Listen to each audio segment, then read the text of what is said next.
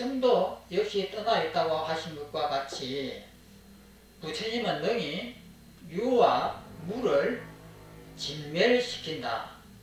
유와 무를 다 깨버린다. 이 말입니다. 또 다음 장입니다.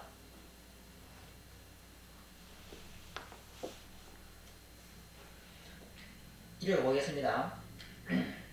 있다거나 없다거나 하는 양자는 까트야나에게, 이것은 이제 가전년이라고 하는 그 중국식의 이름이 가전년인데 인도식 발음은 까트야나입니다. 까트야나에게 내리신 설법에서 존재와 비존재를 구분해 보여줌으로써 세존에 의해 부정되었다. 존재다, 있다, 없다 라고 하는 이 양변들은 다 헛것이다. 이렇게 말씀하셨다. 이 말입니다. 그 밑에 있는 설명을 보면은 부처님께서는 산타가전년 경에서, 산타가전년 경은 가전년을 앞에다 두고 부처님께서 설법하신 것을 기록한 경전을 산타가전년 경이라고 이렇게 합니다. 유와 무를 떠난 것이 정견의 뜻이다 라고 설하였다. 바른 정견이라고 하는 것은 바른 견해의 뜻이라고 설하였다. 만일 모든 존재에 조금이라도 결정적인 유가 있다면 부처님께서 유와 무를 파하지 않으셨을 것이다. 만약에 유라든지 무라고 하는 것이 실제로 있다고 했으면은 그것을 파괴하고 그것이 없다라고 말하지는 않으셨을 것이다. 이 말입니다. 만일 유를 파하면, 부수면 사람들은 그 반대가 되는 무라고 말한다. 부처님께서는 모든 사물의 진상에, 진실한 모습, 진상에 통달하고 계시기에 유와 무 두 가지 모두 없다고 설하셨다. 그러므로 그대는 응당 유라거나 무라는 견해를 버려야 한다. 다시 설명해보자. 8번. 만일 사물이 실제로 존재하는 것이라면, 자성이 있는 것이라면, 진짜 있는 것이라면, 이 말입니다. 실제로 존재하는 것이라면 다시 변화하지 않아야 한다. 자성이 있는 것은 변할 수가 없는 거예요. 이렇게 이 동그라미가 이렇게 있으면, 이게 자성이 있으면 원자탄이 와가지고 이것을 부숴버려도 이것은 손톱끝만해도 손상이 일어나면 안 됩니다. 자성이라고 하는 것은 깨질 수 없는 것이에요. 인과 연이 모여 있기 때문에 이것이 깨지는 거예요. 이것은 모래라고 하는 것하고 물이라고 하는 것하고 또 불이라고 하는 것이 연합해가지고 이런 모양을 만듭니다. 그래서 이것은 실제 있는 것은 아니에요. 그런데 우리 눈에는 이것이 있는 것처럼 보입니다. 그러면 이렇게 있는 것처럼 보이면은 우리가 눈이 잘못된 거예요. 깨달음이라고 하는 것은 뭐냐면은 이 잘못된 것을 부수는 거예요. 이것의 물체가 아니라고 하는 것을 볼 수 있는 힘이 있어야 되는 거예요. 그러면은 나라고 하는 이 집착이 있기 때문에 나라고 하는 중심이 여기 있고 이것은 내 앞에 있고 이런 관계가 만들어져요. 그리고 이것이 의미가 있어집니다. 이거 무게를 달아보면 무게가 얼마만큼 이렇게 이거 무게가 몇 g이나 되겠구나 라고 의미가 있어져요. 그런데 이것이 왜 그런 의미가 있을 수가 있습니까? 사천왕 같은 거대한 사람이 이것을 들면은 무게가 없어요. 그냥 가랑잎보다 가벼워요. 그런데 개미한테 이것을 들으라면 치여 죽습니다. 그러면 이것의 무게는 정확하게 몇 g이냐? 아무도 몰라요. 사천왕 같은 큰 힘을 가진 분은 이것을 낙엽보다 가볍다고 무게를 굉장히 가볍다고 얘기할 것이고, 개미는 이것은 너무나 무거운 것이다 라고 여길 거예요. 그러면 신은 누구의 손을 들어주느냐? 아무도 안 들어줘요. 전부 다 자기가 착각하는 거예요. 그래서 이것이 의미가 있는 것은 나라고 하는 생명이 있고 이것을 유지하려고 하는 이 집착이 있기 때문에 그 반사적으로 이것의 무게가 느껴지는 거예요. 그리고 이건 눈에 보이는 겁니다. 그런데 나라고 하는 이 집착을 탁 놔버리고 나서 이것을 보면은 없다 이 말이에요. 그냥 허공이 됐다는 것이 아니고 있어도 나에게는 아무 의미가 없는 거예요. 나에게 아무런 의미가 없기 때문에 그건 없는 것이에요.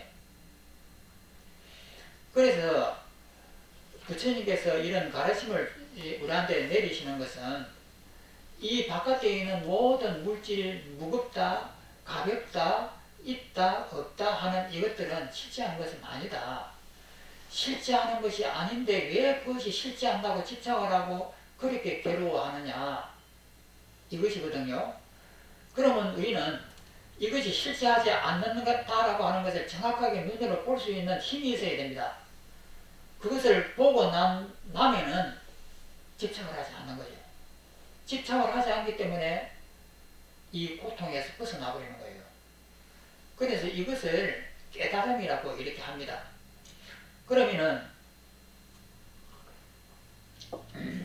우리가 우리 절에도 그렇고 우리 신도인들도 그렇고 많은 분들이 깨달음을 몰라요. 깨달음에 대한 환상에 젖어 있습니다. 이 깨달음이 정확하게 무엇인지 깨달음이 무엇인지 정확하게만 알면은 너무나 쉬울 텐데 그것을 모르기 때문에 그냥 환상에 젖어가지고 헤매는 거예요. 그래서 도끼를 들고 이렇게 장작을 피면서 이렇게 내리친다든지 혹은 톱을 들고 나무를 이렇게 벤다든지 했을 때 그것을 자세하게 바라보면은 아 움직이지 않는구나. 나무를 이렇게 보면서 이것을 일하다 보면은 발견할 수가 있습니다.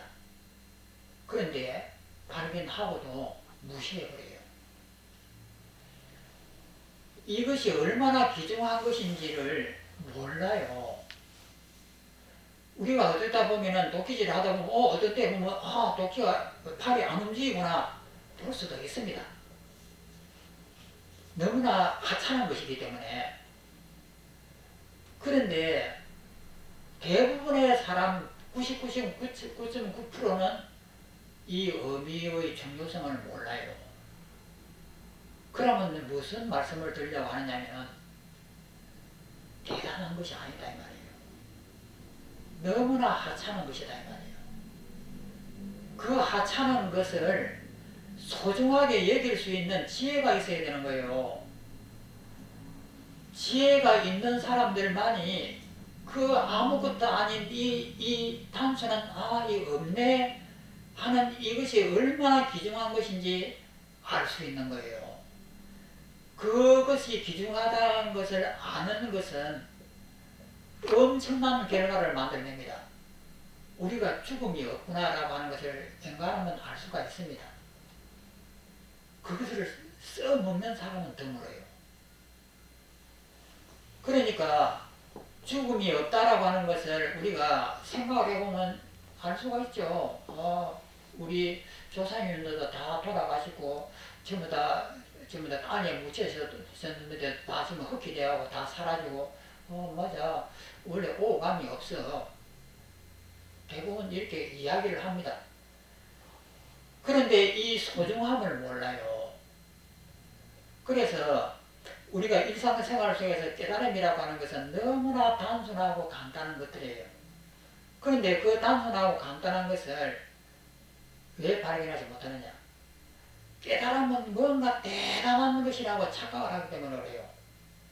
그 대단한 뭐가 하늘이 확 열리고 그냥 하늘에 빛이 팍 내려오고 그냥 내 몸이 붕 뜨면서 이런 것을 상상을 하는 거예요.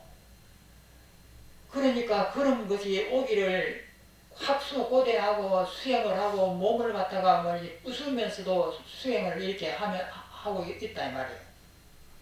그렇게 하니까 결국은 안 되는 거예요. 그럼 뭐냐면은 톱질을 하면서 이 몸이 이렇게 왔다 갔다 하는 이걸 가만히 들여다보면은 안 움직여요. 이 단순한 이것을, 이 귀중함을 알아야만이 써먹을 때도 어마어마하게 귀중하게 써먹는다 이 말이에요. 그래서 이 책은 지혜가 없으면 안 된다라는 거예요.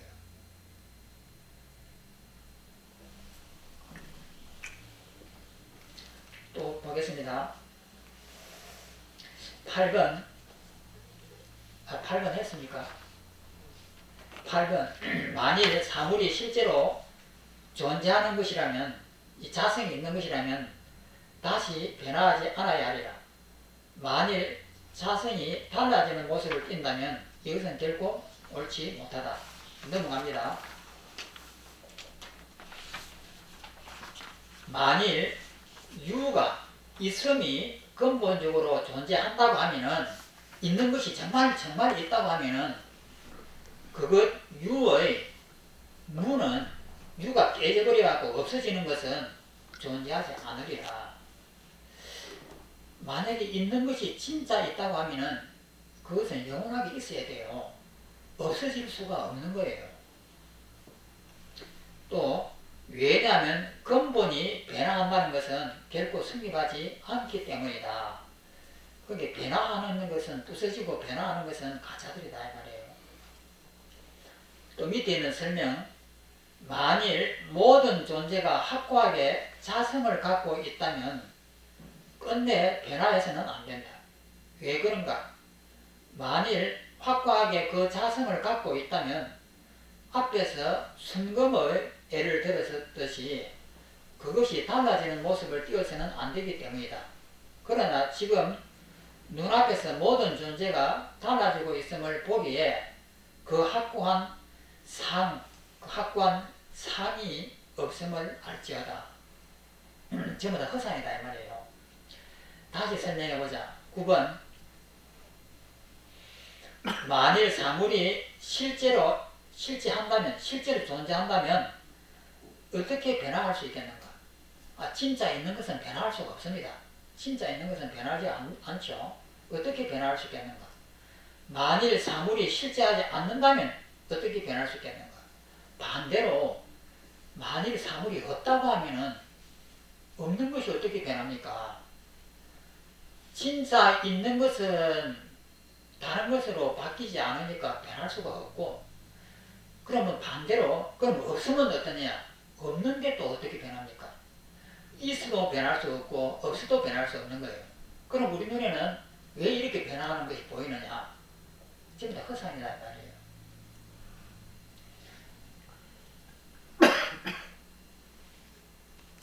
밑에 있는 9번 본성이 존재한다면, 여기서 본성이라고 하는 것은 자성이나 같은 겁니다. 본성이 존재한다면 무엇에 있어서 변이가 존재하겠는가? 변화되겠는가? 본성이 존재하지 않는다면, 만약에 본성이 없다라고 하면, 그 자성이 없다고 하면 무엇에 있어서 변이가 존재하겠는가? 변할 변자에다가 달라진 이자입니다. 변화한다 이 말이죠. 그 다음 장 넘어갑니다. 만일 사물이 결정적으로 존재하는 것이라면 어떻게 변화할 수 있겠는가? 반대로 만일 사물이 그 자성이 없다면은 그 자체가 없는 것인데 어떻게 변화할 수 있겠는가? 다시 설명해보자. 10번 결정적으로 존재한다는 것은 항상됨에 집착하는 것이고, 그러니까 결정적으로 실제 만약에 있다라고 하면은 그것이 영원하다라고 하는 것에 우리가 집착하는 것이에요. 항상이라고 하는 것은 영원하다, 변함이 없다, 항상된다, 이 항상됨에 집착하는 것이고, 결정적으로 존재하지 않는다는 것은 단멸에 집착하는 것이다. 단멸이라고 하는 것은 끊어지고 깨지고 소멸되는 것을 단멸이라고 그래요. 단멸에 집착하는 것이다. 그러므로 지혜로운 사람은 있다거나 없다는 데에 집착해서는 안 된다. 밑에 있는 10번 존재한다고 하는 것은 상주한다라고 하는 것은 영원하다는 뜻이에요. 상주함에 대한 집착이고, 존재하지 않는다고 하는 것은 단멸적인 개념이다. 그러므로 명석한 자는 존재성이나 비존재성에 어부해서는 안 된다. 있다 없다 하는 이것은 전부 허상들이다 이 말이에요. 또 밑에 있는 설명을 보겠습니다.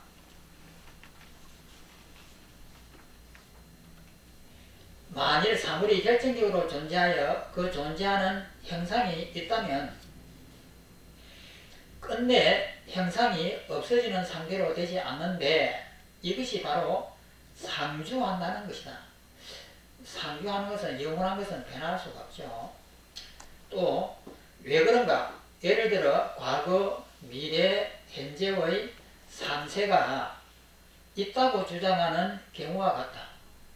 즉 미래에 사물의 상이 존재하다가 그 사물이 현재에 이르게 되고 다시 과거로 유전에 들어가는 경우, 흘러 들어가는 경우 그 본래의 상을 버리지 않는다고 살았는데 이것이 바로 상견이다.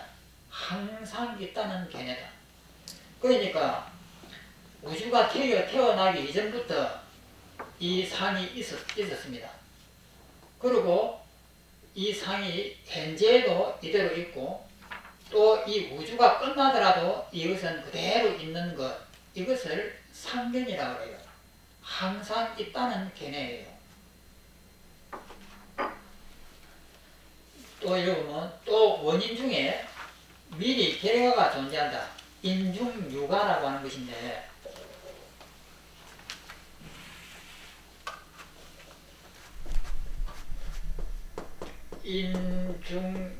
인중유가